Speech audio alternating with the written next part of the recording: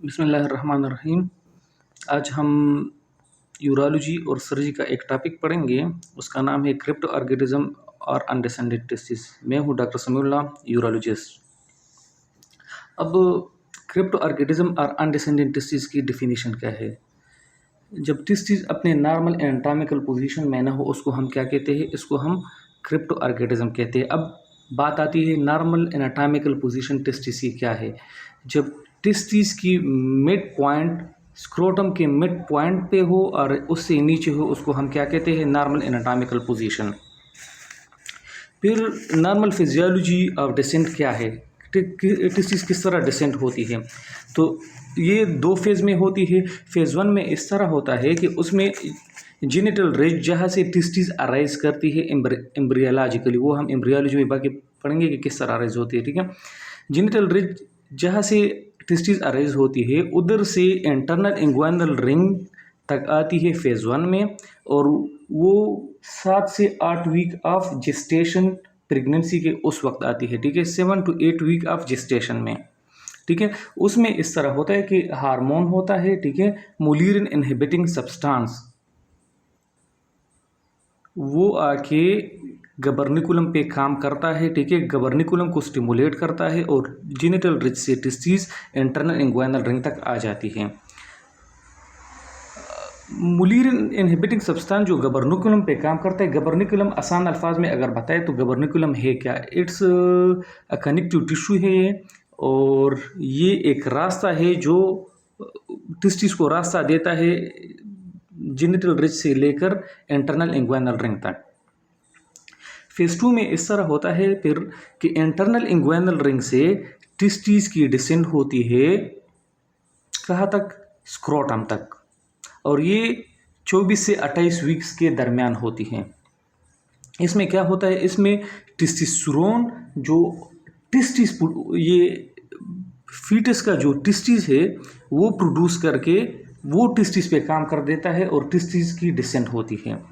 अब बात आती है, अगर पेशेंट के बच्चा है, ठीक है, उसके दो टेस्टिस है, अगर एक टेस्टिस उसकी एब्सेंट है या एक टेस्टिस टेस्टोस्टेरोन प्रोडक्शन नहीं कर रही और दूसरा टेस्टिस प्रोडक्शन कर रही है, ठीक है, तो उसकी जो टेस्टिस प्रोडक्शन कर रही है एम्ब्रियोलॉजिकली वो टेस्टिस डिसेंट होगी, जो टेस्टिस प्रोडक्शन नहीं कर रही है वो डिसेंट नहीं होगी।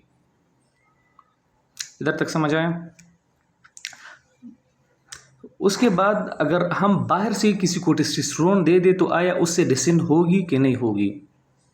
तो जनाब नहीं होगी। उसकी जो टेस्टिस खुद की टेस्टोस्टेरोन प्रोडक्शन कर लेती है, उसी टेस्टोस्टेरोन से वो टेस्टिस डिसेंट होगी। अब इंसिडेंस इसका क्या है? इंसिडेंस ये 2 से 4% फुल टर्म इन्फान में होता है। जब जिस तरह मतलब 36 से 38 वीक के दरमियान जो इन्फान पैदा होते हैं उसमें तकरीबन 2 to 4% रिस्क होता है उसमें अनडिसेंडेड टेस्टिस के।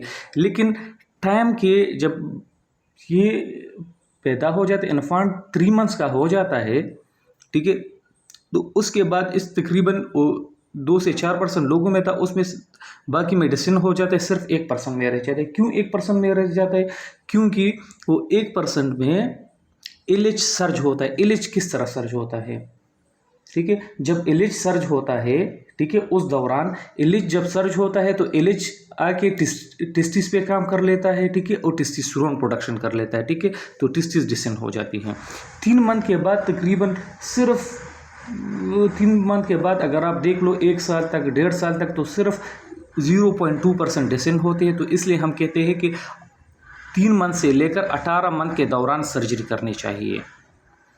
अब एक बच्चा हमारे पास आया और हमने उसकी एग्जामिनेशन कर ली, उसकी स्क्रोटम एम्प्टी है, ठीक है, तो इसकी मतलब काजेस क्या हो सकती है या differential diagnosis of empty scrotum क्या हो सकती है? तो उसमें हम ये कहते हैं कि एक तो ये एक्टोपिक क्रिप्टो ऑर्किडिज्म है जो 5% तक है। एक्टोपिक क्या मतलब? इसमें टेस्टिस इंटरनल इंग्वाइनल रिंग से आकर एक्सटर्नल इंग्वाइनल रिंग से निकलती है और स्क्रोटम की बजाय कहीं और चली जाती है। उसको हम क्या कहते हैं? इसको एक्टोपिक क्रिप्टो ऑर्किडिज्म कहते हैं। ये तकरीबन 5% होता है। एक्टोपिक कहाँ पे चली जाती है? बेस ऑफ पेनिस पे चली जाती है, फीमोरल एरिया में चली जाती है, ठीक है, तो इस तरह मतलब अपनी पोजीशन से जो स्क्रोटम की बजाय एक्सटर्नल इंग्वाइनल रिंग से इंटरनल इंग्वाइनल रिंग से पास होके इंग्वाइनल कैनाल से पास होके फिर कहाँ आ जाती है, फिर स्क्रोटम की बजाय आसपास के एरिया में चली जाती है, इंग्वाइनल एरिया में, ठीक है। इसके अलावा बेस ऑफ पेनस हो गया, पीरिनियल हो गया, इस एरिया में चली जाती है। अब डिफरेंशियल डायग्नोसिस एम्प्टी स्क्रोटम की क्या होगी, एक क्रिप्टो ऑर्गेनिज्म हो गया, दूसरा अनडिसेंडेड टिश्यूज। अनडिसेंडेड टिश्यूज वो कहाँ पे, एब्डामन में रह गया, ठीक है, एब्डामन में रह गया या कहाँ पे चला गया, या इंग्वाइनल कैनाल में कहीं भी रह गया, मतलब जो नॉर्मल एनाटॉमिकल पोजीशन तक न पहुंचा हो उसको हम अनडिसेंडेड टिश्यूज कहते हैं, ठीक है। फिर उसके बाद आती है रेट्रिक्टाइल टिश्यूज। रेट्रिक्टाइल टिश्यूज में इस तरह होता है कि इसमें जो क्रीमेस्टेरिक स्पर्मेटिक कार्ड के इर्द गिर्द क्रीमेस्टेरिक होता है, बाकी स्क्रोटम वाल में भी क्रीमेस्टेरिक मसल होते हैं। तो क्रीमेस्टेरिक मसल की हाइपर रिफ्लेक्सिक होती है, वो हाइपर रिफ्लेक्सिक इनवॉलेंट